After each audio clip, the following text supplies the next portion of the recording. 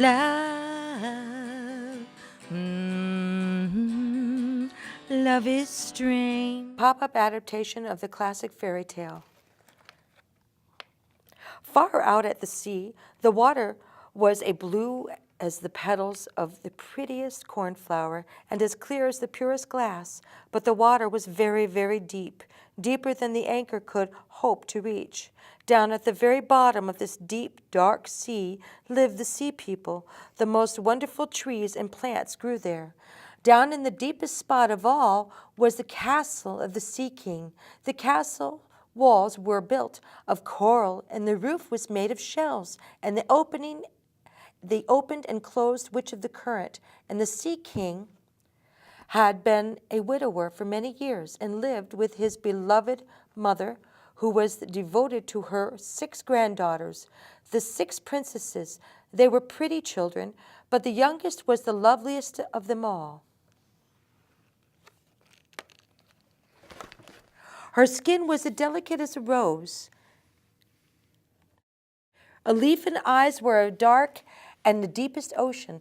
Nothing pleased the 6 princesses more than to hear about the world of the humans above the sea. Their grandmother told them all she knew of the ships and the towns, of the people and the animals. When each of you turn 15, grandmother said, you will be allowed to float up to the surface of the sea and sit at the rocks of the moonlight while the great ships sail past. You'll even be able to see the forest and the towns in the distance, but you must never approach them. The following year, the eldest of the princesses celebrated her 15th birthday. Before she left her journey to the surface, she was promised to tell her younger sister everything she could see, and the little princess could barely contain her curiosity to have some of the mysteries of the surface revealed. And when the elder sister returned from their journey, she was practically bursting with excitement. She said there was big towns where there were lights with twinkling like hundreds of stars, and she could hear the sounds of music and the noise of clatter of carts and of people. And just because she could not get close to all those wonderful things, she longed for them even more. The youngest princess drank it all in. Later that evening, she imagined she could hear the sound of the church bells and ringing all through the ocean to her. A year later, the second sister were allowed to go up through the water and arrived to the surface, and there was a sun setting, and another year passed, and the third princess went up, and the boldest yet, and she swam all the way up wide river and connected to the sea, and she saw green hills and farms and magnificent manors. She came upon a group of swimming children in the water, even though they didn't have tails, but they became afraid and ran away. But she said she would never forget the beautiful green hills and the pretty little children who would swim in the water, even though they didn't have tails. And the fourth sister was not as bold. She stayed far out into the ocean and played with the whales and that spouted water.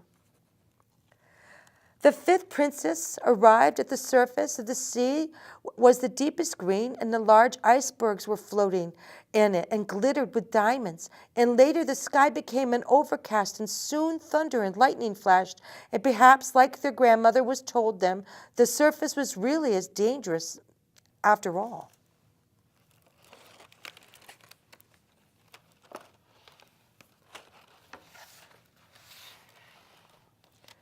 The Little Mermaid swam right up to the porthole on the side of the ship.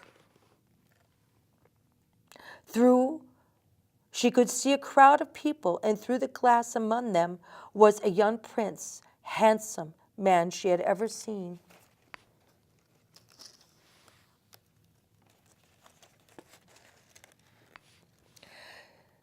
Soon she discovered that there was music, and singing was indeed the birthday celebration for him. And when the young princess came out onto the deck where the sailors were dancing, hundreds of rockets swirled up into the sky and broke apart into showers of light that had never seen fireworks before, and she stared in amazement. It grew late, But the little mermaid could not take her eyes off the ship or of the handsome prince. Soon the sea became restless, and the waves rising higher and higher until they were like black mountains, and the vessel groaned and creaked. Then suddenly, in wooden planks, burst under the heavy pounding of the sea, and the mast snapped into like a reed, and the ship lurched from one side.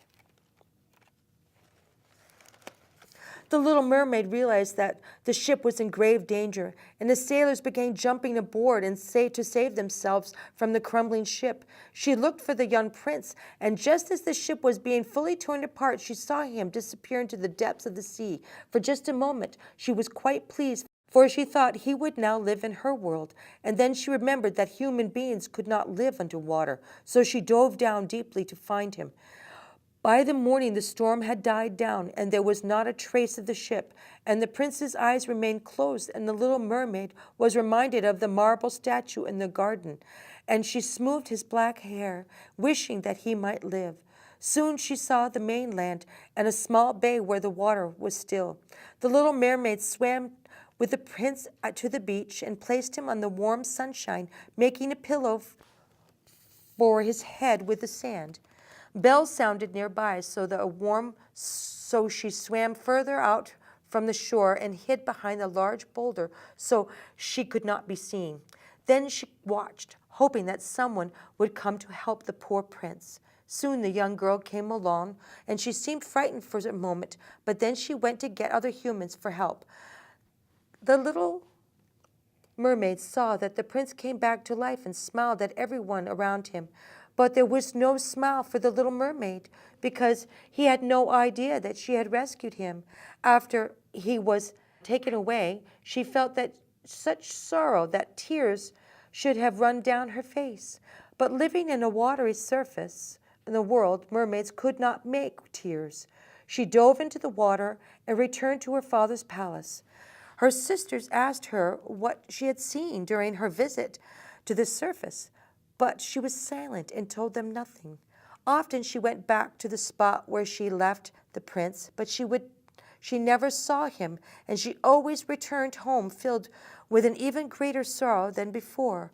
Her one comfort was that her little garden, with her arms around her beautiful marble statue, which was so like the prince. Finally, she could keep the secret to herself no more, and she told her sisters everything. "Come, little sisters," said the other princes, holding their hands in one long row. They rose to the surface and swam to where the lavish prince stood. It was built of stone and a long flight of marble steps that led straight down to the sea.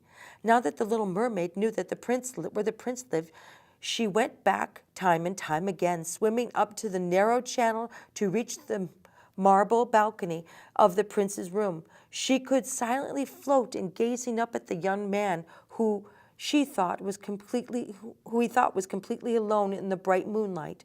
The little mermaid grew more and more fond of human beings, and their world seemed so much larger than hers. If human beings don't drown, the little mermaid asked herself, "Grandmother, can they go on living forever? Don't they die as we do down here in the sea?" "Yes, yes," replied the old woman. "They too must die, but when our life here ends, we merely turn into foam on the water. But the human beings have souls, and they live forever. I would gladly give up all the rest of the years of my life to become a human being for just that one day," said the little mermaid. "Only if a human loved you with all his heart and soul and took your hand in marriage and pledged to be faithful and true to you for all eternity. But that can never happen. Your fish tail, which we find so beautiful, is shocking to the humans, and they would turn away in fear." And the little mermaid sighed and looked mournfully at her tail.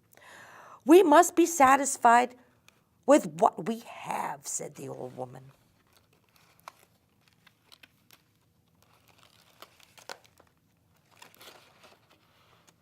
Later that evening, At the mere folk gathered in the castle for the celebration, a broad stream flowered through the middle of the ballroom, and in it mermen and mermaids were dancing to their own sweet songs. Their voices were lovelier than any human beings had ever been, and the little mermaid sang more sweetly than anyone else, and the audience nearly wept from her beauty of her voice. For a moment there was joy in her heart, and then her thoughts turned to the world above, and she was unable to forget the handsome prince and her great sorrow for lacking the soul that he had. She would give anything to be with him and earn a soul.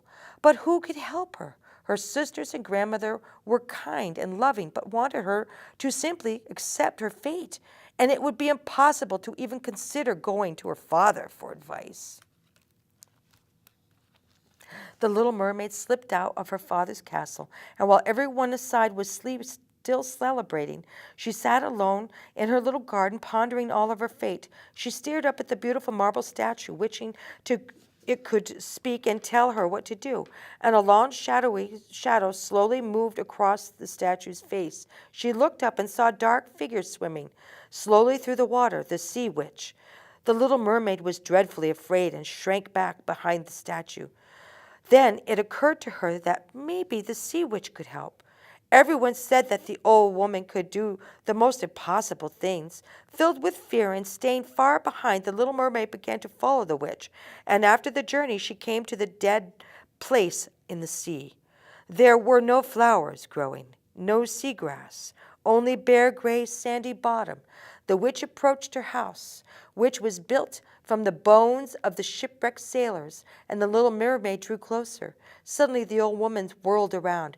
"I know exactly what you're after," she cackled. "How stupid of you! You want to get rid of your tail and replace it with stumps to walk on like human beings, so that your young prince will fall in love with you, and you will win a soul." The witch let out a loud, repulsive laugh, and at the little mermaid covered her ears. "I shall prepare a drink, and you will swim to the land with it before sunrise and swallow it, and your tail will split in two and shrink into human legs, but it will hurt. Oh my, yes, it will hurt and feel like a sharp sword passing through you. All who see you may say that you are the loveliest human being that you have ever seen. You will keep your grace, movements, but every step taken will make you feel as though you are walking on knives sharp through to make you feel bleed. Your feet would bleed. If you are willing to endure all of this, then I can help you." "Yes," said the trembling little mermaid. "Think about it carefully," croaked the witch. "Once you take on the form of a human, you can never be a mermaid again. And the only way to get a soul is to win the prince's love. He must always have you in his thoughts and make you his wife. If the prince marries someone else, the very next morning your heart will break and you will become as foam of the sea cresting waves." "I'm ready," said the little mermaid, turning as pale as death. "But you have to pay me," said the witch. "You're not getting my help for nothing. You have to pay the loveliest voice of anyone who dwells in the sea. You probably think you can charm the prince with that sweet, delicate voice. Well, now, you have to give it to me. I demand your greatest possession as payment for the potion." "But if you take away my sweet voice," said the little mermaid, "what will I have left?" "Your lovely figure," said the witch, "your graceful movements, your expressive eyes, and with all those you could easily enchant the human heart. Where's your courage?" "So be it," said the little mermaid, and with the witch swam over to the large pot to begin making her potion. She opened bottle after bottle of strange ingredients and began pouring them into the pot, which soon began to bubble. and glow, and each time the witch added something new to the pot, it shook and more and grew brighter, and the sea witch's terrible laughter echoed all around, and soon the pot was shaking so much that it seemed to explode its blinding flash of light. When the little mermaid's eyes opened, the sea witch's hideous face was so close to her that she began to cry out, but she realized she couldn't cry out. Her hands flew to her throat, and she tried again, but made no sound, nothing. Her voice was gone. Everything has its price, whispered the witch, as she held the bottle of the potion. The little mermaid returned briefly to her father's place, where everyone was still sleeping, her heart filled with trepidation. She silently said good night and her beloved family, and then quickly made her way through the dark blue waters to the surface. And the sun had not yet risen, and when she caught sight of the prince's palace, and she swam up to the beautiful marble stairs, the little mermaid drank the sharp, burning potion, and instantly felt as if her body was split in two, and she fainted and collapsed on the steps.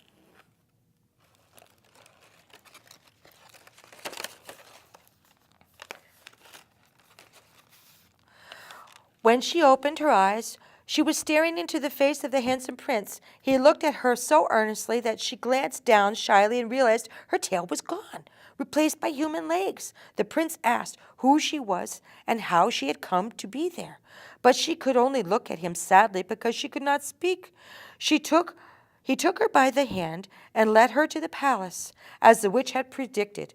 Each step felt like walking on knives, but she was willing to endure it. She walked as lightly as a bubble alongside the prince, who marveled at her graceful movements.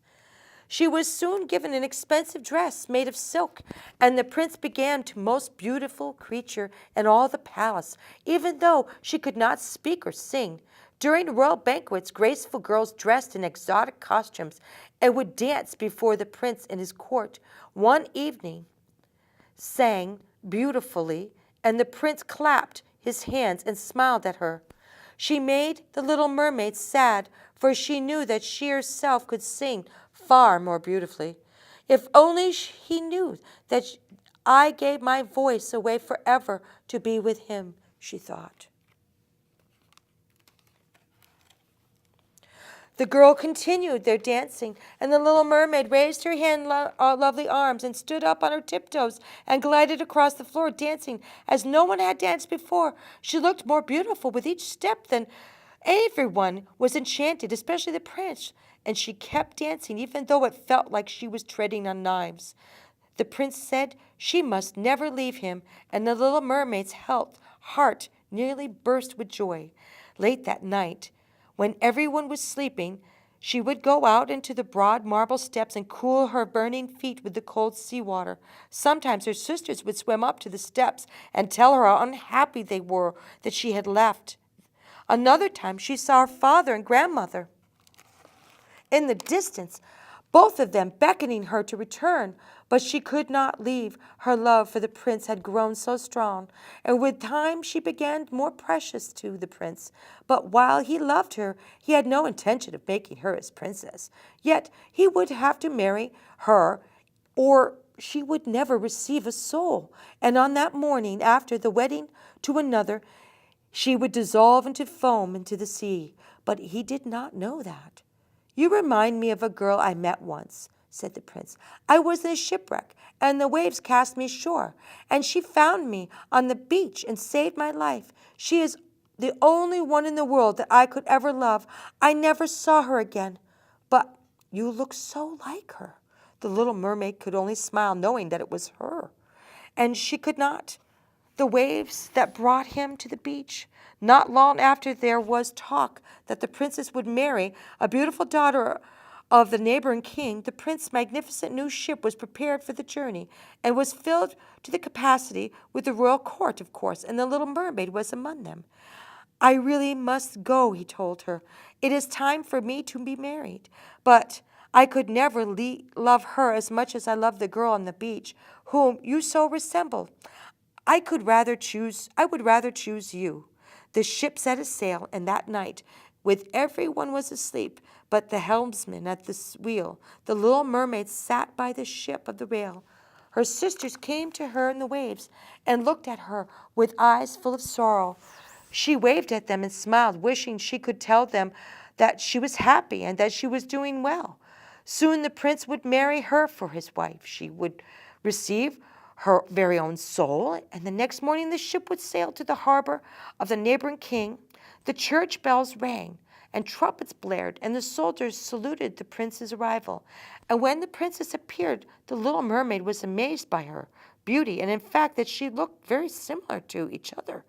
The princess had long dark hair and clear dark eyes and graceful movements. "It's you," whispered the prince. "You're the one who rescued me when I was on the beach." "Oh, I'm so very happy," he said, and turned to the little mermaid. "I have found her, and my greatest wish, more than I ever hoped for, has been granted." And the little mermaid felt her heart breaking, for she knew that the day of his marriage would mean the day of her death.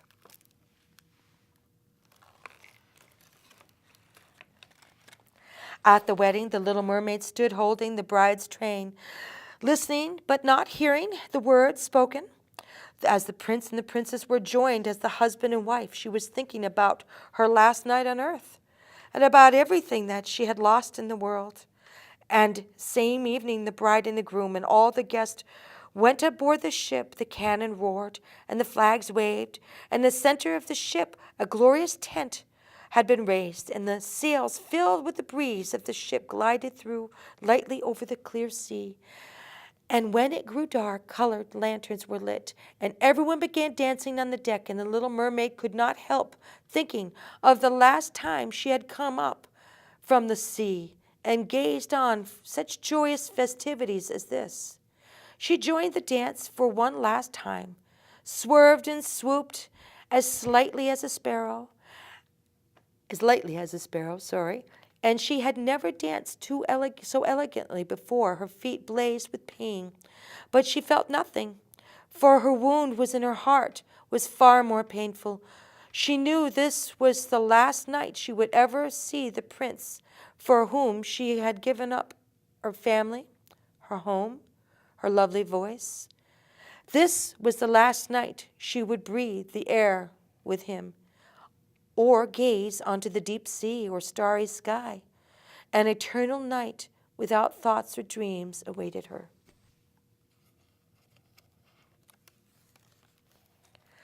Long past midnight, when she had gone contentedly to bed, the little mermaid remained awake and looked into the east of the sign of the coming dawn, and the first ray of the sun she drew with her death. Suddenly, her sisters rising from the sea, but was something wrong. Their long, beautiful hair was no longer waving in the wind. It had all been cut off. We had given our hair to the sea witch," they said, "to help us save you from death. She has given us this knife. You have to plunge it into the prince's heart before he awakes, and when his blood splashes on your feet, then you will grow back together to the form of a tail, and you will be a mermaid once more. But hurry, in a few moments the sun will rise." She took the knife, and her sisters sank back into the sea. The ship was completely silent, and the little mermaid made her way to where the prince and the princess were sleeping. She drew back to the bed curtain and saw the lovely bride sleeping with her head in the prince's chest, and she bent down and kissed the handsome brow. Then she looked through the open window to the sky, where the rosy dawn was growing brighter and brighter, and the little mermaid's hands trembled as she held the knife. She could barely breathe, and she was shaking so much she thought that her own death would soon be better than this.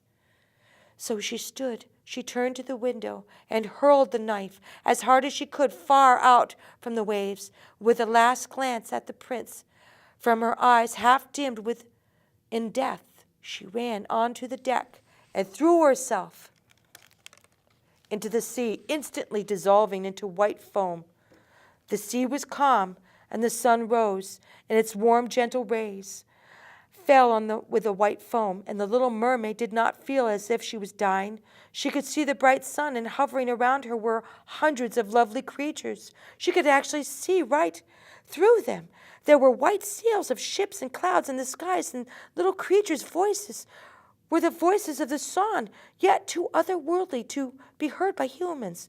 They had no wings, but their lightness carried them as they floated in the air. And the little mermaid saw that their body, like theirs, she had a body like theirs. And she was rising higher and higher out of the white foam. "Where am I?" she asked, and her voice sounded like the other beings, more ethereal and earthly music could ever sound. "Among the daughters of the air," answered the others. "A mermaid does not have a soul, and she can never have one unless she wins the love of a human being.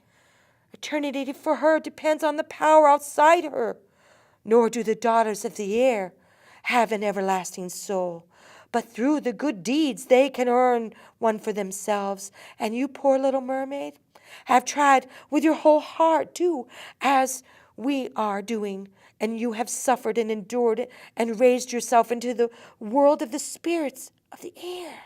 Now, with the good deeds, you can earn for yourself an everlasting soul." And the little mermaid flew down to the ship and unseen kisses of the foreheads of the bride and smiled on the prince, and she raised her arms toward the heavens and the sun, and for the first time she knew what tears felt like. And she mourned a cloud that was sailing to the sky with the other children to the air. The end. Lot of people take it for a game. Once you get it, you're in an awful fix. After you had it, you never wanna quit.